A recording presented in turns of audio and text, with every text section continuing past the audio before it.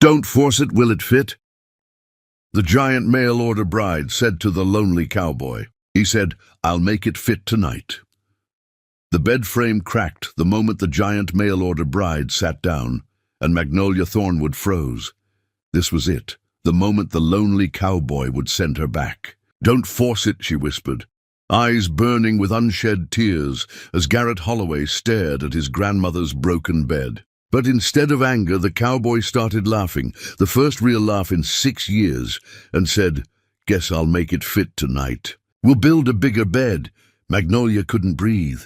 She traveled 400 miles on 3 different trains, clutching a single battered suitcase and a contract that promised shelter in exchange for housework and cooking. Nothing more, nothing less. No romance, no feelings, just survival.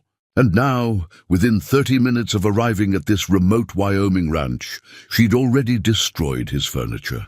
Her face burned hot with shame as she stood quickly, her 6'4" frame making the small bedroom feel even smaller. I'm so sorry, she said, her voice thick.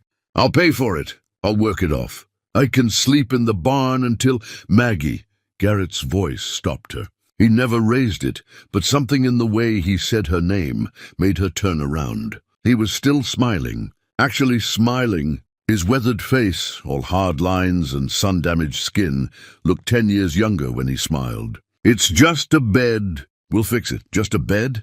She gestured at the splintered wood. That looked like an antique. It was my grandmother's, he admitted, rubbing the back of his neck. But she'd have thought this was hilarious. She was a practical woman. She'd say, if the furniture doesn't fit the person, you change the furniture, not the person. Magnolia felt something crack inside her chest, something that had nothing to do with broken bed frames. In 29 years, no one had ever suggested changing anything except her. Slouch more. Take up less space. Stop being so big, so loud, so much. Her father had been different. He'd loved her exactly as she was. But he'd been dead for 3 years now, and she'd spent those years trying to fold herself small enough to deserve love. You're not angry? Garrett looked at her like she'd asked if the sky was purple. Why would I be angry? You sat on a bed. That's what beds are for. He walked to the window, pulled back the thin curtain, and stared out at the darkening Wyoming landscape. I've been alone in this house for 6 years. Everything in here is sized for ghosts and memories. Maybe it's time some things broke. The vulnerability in his voice made Magnolia's throat tight. She'd read his letters, short, practical, almost cold, and expected a man who wanted a housekeeper he could mostly ignore. But standing here in this tiny bedroom with its broken furniture and faded wallpaper, she saw something else. Loneliness, the kind that had burrowed so deep it became part of your bones. She recognized it because she carried the same kind. Tell me about her, Magnolia said softly. Your wife. Garrett's shoulders went rigid. For a long moment he didn't answer. Then, Catherine. Her name was Catherine. She died giving birth to our daughter. Our daughter died too. That was 6 years ago. He said it like he was reading a grocery list, flat and emotionless, but Magnolia heard what he wasn't saying. Some pain was too big for inflection. I'm sorry. The words felt pathetically inadequate. Everyone's sorry. He turned back to face her, and his eyes were harder now, guarded. That's why I couldn't court anyone local. They all looked at me like I was broken glass. Treated me like I might shatter if they spoke too loud. I didn't want pity. I wanted... What? Magnolia asked when he trailed off. I don't know. Something real. Something that didn't tiptoe around me. He gestured at the broken bed, and that small smile returned. You're real, Maggie. You break things and apologize and look at me like I'm a person, not a tragedy. Magnolia felt heat rising in her cheeks again, but this time it wasn't shame. No one had ever called her real, like it was a compliment. I break a lot of things, she warned. Chairs, door frames, men's expectations of what women should be. Good. Garrett moved toward the door. Come on, let's get some measurements. If we're building you a bed that fits, we better start now. Hardware store closes at 8. Now? Tonight? He paused in the doorway, looking back at her with something in his eyes that made her pulse quicken. I said I'd make it fit tonight, didn't I? I keep my promises. Then he disappeared down the narrow hallway, leaving Magnolia standing in the broken bedroom. her heart pounding against her ribs like it was trying to break free. She grabbed her suitcase, set it carefully on the floor, and followed him. The hallway was so narrow, her shoulders brushed both walls. She heard him rummaging in what sounded like a kitchen, her drawers opening and closing. When she emerged into the main living space, she understood why he'd laughed at the broken bed. Everything in this house was small. The sofa looked like it belonged in a child's playroom. The kitchen table had 2 chairs, both delicate. The doorways were standard height, which meant she had to duck. Even the ceiling felt low, oppressive. This wasn't just a house sized for memories. This was a house where Garrett had been slowly suffocating. "Found the tape measure," he called from the kitchen. He emerged holding a battered yellow measuring tape and a pencil. "We'll measure you first, then figure out dimensions. You ever built furniture before?" "My father was a blacksmith. I was his assistant for 10 years before he died." Magnolia felt her chest swell with pride. "I can weld, cut, measure, and build just about anything." Garrett stopped walking. He stared at her like she'd just told him she could fly. "You're a blacksmith." "Was. The shop closed after my father died." "His debts." She shook her head. "That's why I'm here. Fresh start." Something shifted in Garrett's expression. "Respect, maybe, or recognition. My grandfather was a blacksmith. Taught me some basics before he passed. I've got a small forge out in the barn. Haven't used it in years, but it's still there." "You have a forge?" Now it was Magnolia's turn to stare. "Told you. Everything here is waiting for someone to use it again." He held out the tape measure. "So partners, we build this bed together?" Magnolia took the tape measure, her fingers brushing his calloused palm. The touch lasted half a second, but it sent electricity up her arm. "Partners," she agreed. And for the first time in 3 years, since her father died and the world became cold and cruel, Magnolia Thornwood felt something dangerous blooming in her chest. Hope. The hardware store in Redemption, Wyoming, was closing in 20 minutes, and Garrett drove like they were running from something. Magnolia gripped the door handle of his old pickup truck as they bounced down the dirt road, her head nearly hitting the ceiling every time they hit a pothole. The truck wasn't built for someone her size, but then again, nothing ever was. She'd learned to fold herself into spaces that rejected her, learned to make herself smaller in a world that had no room for giants. But watching Garrett drive, his jaw set with determination, she wondered if maybe, just maybe, she'd finally found someone willing to make space. "You don't have to do this tonight," she said over the roar of the engine. "I can sleep on the floor." "I've done it before." Garrett glanced at her, his eyes sharp even in the fading light. "Have you really? Slept on floors?" Magnolia looked out the window at the endless Wyoming prairie, golden and raw in the sunset. "When you don't fit anywhere, you get used to uncomfortable places." He was quiet for a moment, then said something that made her breath catch.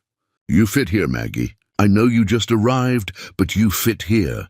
She wanted to believe him. But she wanted to believe him so badly it hurt. But she'd heard pretty words before, from men who looked at her like a curiosity, until reality set in. Until they realized dating a woman who towered over them meant stares and whispers and jokes. Until they realized her strength made them feel weak. Until they realized she wasn't a fantasy, she was just Maggie.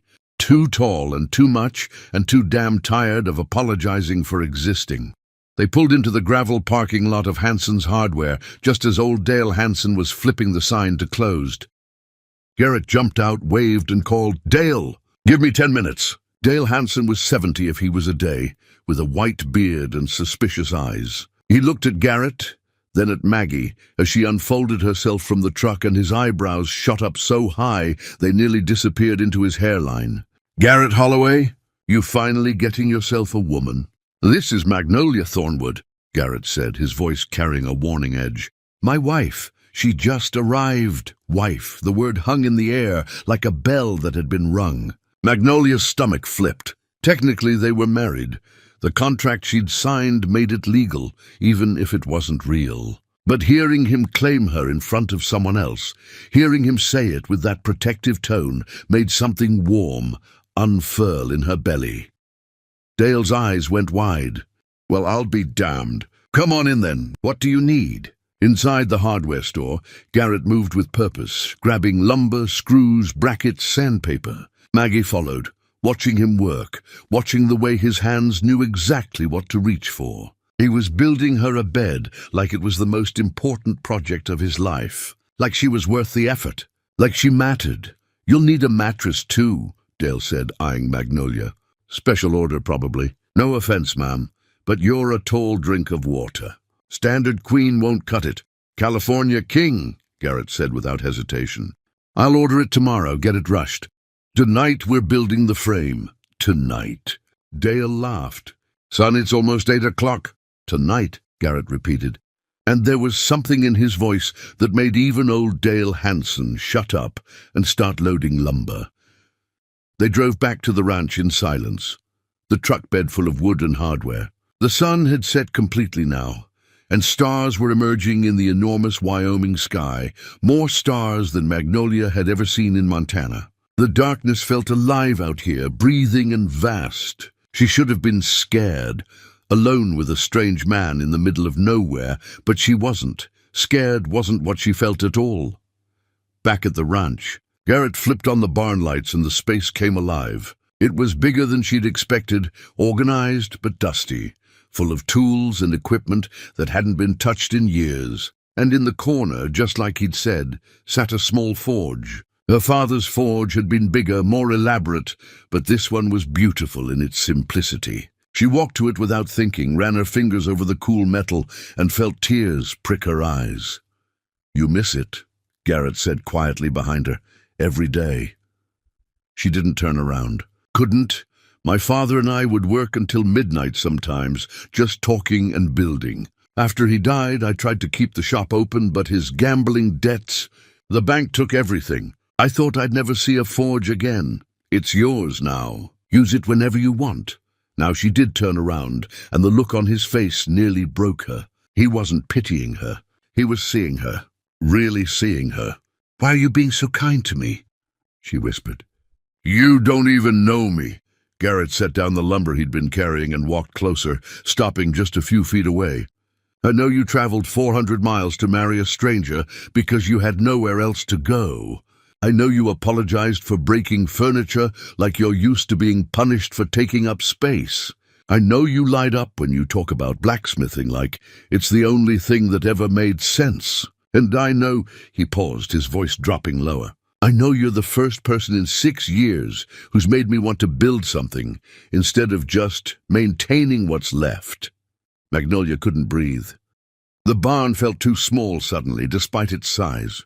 Too intimate. The way he was looking at her, like she was water and he'd been dying of thirst, made her skin feel electric. Garrett, let's build your bed, Maggie. He turned away, breaking the moment, and started measuring lumber. Hand me that pencil. They worked in comfortable silence, measuring and cutting, Garrett handling the saw, while Magnolia marked measurements and held pieces steady. She'd forgotten what it felt like to work alongside someone, to create something with another person. Her father had been gone so long, and she'd been alone so long, that she'd almost forgotten what partnership felt like. But this felt like coming home. My grandmother used to say, Garrett said as he sanded a piece of wood smooth, that the best marriages are built, not found. That you don't find the right person. You build a right life together, one choice at a time. Magnolia looked up from the bracket she was attaching. Sounds like a wise woman. She was married to my grandfather for 62 years. Outlived him by 3 months, said she just stayed long enough to make sure he got settled in heaven, then followed him. Garrett smiled softly at the memory. My marriage to Catherine wasn't like that. We were young, in love, passionate, but we didn't really build anything together. And when she died... He trailed off, his hands stilling on the sandpaper. You realized the foundation wasn't strong enough to survive the loss. Magnolia finished softly. He looked at her sharply. Yeah, exactly that. My parents were like your grandparents, she said. 35 years together, built everything side by side. When my mother died of cancer, my father only lasted 2 years before his heart gave out. Doctor said it was natural, but I knew better. He died of loneliness. He died because his partner was gone, and he didn't know how to build a life alone. Garrett set down the sandpaper and walked to where she was kneeling beside the bed frame. He crouched down beside her, close enough that she could smell sawdust and leather and something indefinably him. "Is that what you want, Maggie? Someone to build with?" Her heart hammered so hard she was sure he could hear it. "I didn't think I'd ever get the chance. Men don't usually want a woman who's strong enough to carry her own weight." He reached out slowly and tucked a strand of red hair behind her ear. His fingers were rough, calloused, warm. A woman who knows how to use a forge and isn't afraid of hard work. A woman who's real. She closed her eyes against the touch, against the kindness she didn't know how to accept. A woman who's too big, too much, too perfect. The word was barely a whisper, but it hit her like thunder. Too perfect for men who were too small to deserve you. Magnolia opened her eyes and found him inches away, his gaze intense and unwavering. This close, she could see the flecks of gold in his brown eyes, could see the faint scar above his left eyebrow, could see the way his chest rose and fell with each breath. "Garrett," she breathed, and his name on her lips felt like a prayer. "I'll make it fit, Maggie," he said, and this time she understood he wasn't talking about the bed. "I'll make us fit. If you'll let me try." And before she could talk herself out of it, before fear could steal this moment, she nodded. Just once, just enough. Garrett smiled, that real, rare smile that transformed his whole face, and went back to building. But everything had changed. The air felt charged now, full of possibility, full of promise.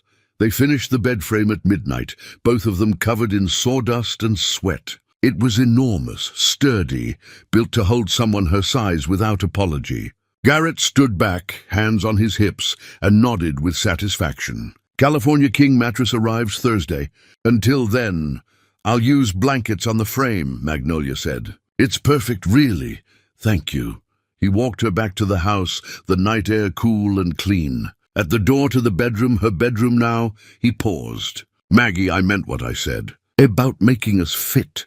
She looked down at him, this man who was shorter, but somehow made her feel delicate, and smiled. "I know, I meant it too when I nodded." He reached out and squeezed her hand once, quick and warm, then let go. "Good night, Maggie." "Good night, Garrett." She closed the door and leaned against it, her heart racing, her mind spinning. In one day her entire world had shifted. She'd arrived expecting cold practicality and found warmth. She'd arrived expecting to shrink herself and found someone asking her to expand. She'd arrived expecting nothing and found everything. And as she made a makeshift bed on the sturdy frame they'd built together, Magnolia Thornwood fell asleep with a smile on her face and hope in her heart. For the first time in 3 years, she wasn't afraid of tomorrow. The California King mattress arrived on Thursday morning, and Magnolia watched from the porch as the delivery truck struggled up the dirt road. 3 days had passed since that night in the barn.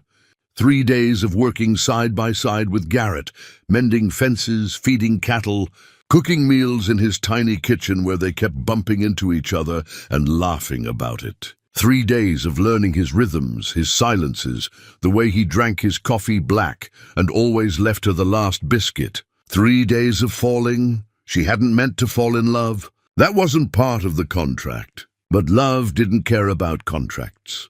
The delivery men took one look at the narrow doorway and shook their heads. "Ma'am, this mattress isn't going to fit through there." Garrett appeared beside her, wiping grease from his hands. He'd been working on the tractor all morning.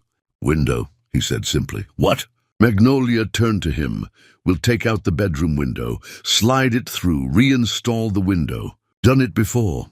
He was already walking toward the toolbox. 20 minutes later, they were guiding the enormous mattress through the window opening while the delivery men watched in amazement. Magnolia crawled inside first, pulling while Garrett pushed, and when the mattress finally slid into place on the frame they'd built together, she flopped onto it and laughed. Actually laughed. It fit perfectly. She fit perfectly. Garrett climbed through the window after her, breathing hard, and collapsed beside her on the mattress. They lay there, side by side, staring at the ceiling, not touching but close enough that she could feel the heat of him. "We make a good team," he said quietly. "Yeah." Her voice came out rougher than intended. We do. He rolled onto his side, propping his head on his hand, looking down at her with those intense brown eyes. Maggie, I need to tell you something. Her heart kicked hard against her ribs. Okay, when I ordered a mail-order bride, I thought I was ordering help. Someone to cook and clean and make this empty house feel less empty. But you, he paused, his jaw working. You're not help. You're not a housekeeper. You're, what? She whispered, barely breathing. Everything I didn't know I needed. His hand moved, hesitated, then gently cupped her cheek. I know it's only been 3 days. I know this wasn't supposed to be real. But Maggie, this feels more real than anything in my life ever has. Tears burned her eyes. I feel it too. I'm terrified, but I feel it too. Don't be terrified. He leaned closer, his thumb brushing her cheekbone. Be here, be with me. Let me love you the way you deserve. Garrett. But she didn't get to finish because he kissed her, soft and careful and full of promise, and the world tilted on its axis. She kissed him back, her hand finding his shirt, pulling him closer. And he made a sound, low in his throat, that sent fire through her veins. When they finally broke apart, both breathing hard, he pressed his forehead to hers. I'll make it fit, Maggie, us, this life, everything. And lying there on the bed they'd built together, in the house that was finally becoming a home, Magnolia believed him. 6 months later, Magnolia stood in the barn with sparks flying from the forge, shaping hot metal into a gate hinge for old Mrs. Patterson down the road. Her arms were strong, her movements confident, and she didn't flinch when Garrett wrapped his arms around her waist from behind, pressing a kiss to her neck. Careful, Cowboy, she murmured, setting down the hammer. I'm holding something hot. So am I, he said against her skin, and she laughed. Turning in his arms, the town of Redemption had talked for weeks when the lonely cowboy's giant mail-order bride arrived. They'd whispered when she ducked through doorways. They'd stared when she walked beside Garrett, towering over him. They'd made their judgments and assumptions, and cruel little jokes. But then, Magnolia fixed Dale Hanson's tractor when no one else could. Then she helped deliver Mary Chen's baby when the roads were snowed in and the doctor couldn't arrive. Then she forged a custom railing for the church that everyone called a work of art. Then she started teaching blacksmithing classes to teenagers every Saturday, giving them purpose and pride. And the town stopped whispering, started respecting, started loving her almost as much as Garrett did, almost, because no one could love her as much as Garrett did. I have something for you, he said now. Pulling back with that smile she'd learned meant mischief. He reached into his pocket and pulled out a small velvet box. Maggie's breath caught. Garrett, we're already married, legally, through a contract. He opened the box, revealing a simple gold band with a small diamond. But I want to marry you for real, Maggie. I want to stand in that church and promise you forever, in front of everyone. I want our marriage to be about love, not paperwork. Tears spilled down her cheeks before she could stop them. In 6 months, he'd renovated the house, widened doorways, raised ceilings, rebuilt the porch. He'd turned the barn into a professional forge for her business. He'd introduced her as his wife with pride in his voice. He'd made love to her in their enormous bed and whispered promises against her skin in the dark. He'd made space for her in every corner of his life. He'd made them fit. Yes, she whispered, and then louder. Yes, Garrett Holloway. I'll marry you again. I'll marry you as many times as you want. He slipped the ring on her finger, and it fit perfectly. Of course it did. Everything fit now. That Sunday, they stood in the Redemption Community Church, in front of 200 people. The entire town had come, and renewed their vows. Magnolia wore a custom dress that didn't try to hide her height, that celebrated it. Garrett wore his grandfather's suit and cried when she walked down the aisle. And when the pastor said, "You may kiss your bride," Garrett pulled her down to him and kissed her like she was oxygen and he'd been drowning. The reception was in the church basement, and old Dale Hanson raised his glass for a toast. 6 months ago, I thought Garrett had lost his mind ordering a bride, but watching them together. He paused, his voice thick with emotion. They remind me that love isn't about fitting into someone else's life. It's about building a new life together, one big enough for both of you. Everyone cheered, and Maggie tucked herself against Garrett's side, marveling at how perfectly she fit there. Later that night, back in their home with its wide doorways and tall ceilings, Garrett carried her over the threshold even though she protested she was too heavy. "You're perfect," he said, setting her down gently in their bedroom. "And I'm strong enough to carry you. Always will be." She pulled him onto their enormous bed, the one they'd built together that first night when everything changed. "I love you," she said against his mouth. "I love this life we built." "I love you more," he whispered back. "And we're just getting started, Maggie. We're just getting started." Outside, Wyoming stars blazed across an endless sky. Inside, two people who never fit anywhere else had finally found home. Not because they forced it, not because they compromised who they were, but because they built something beautiful together, something big enough for both of them, something that would last forever, and it fit perfectly. The end.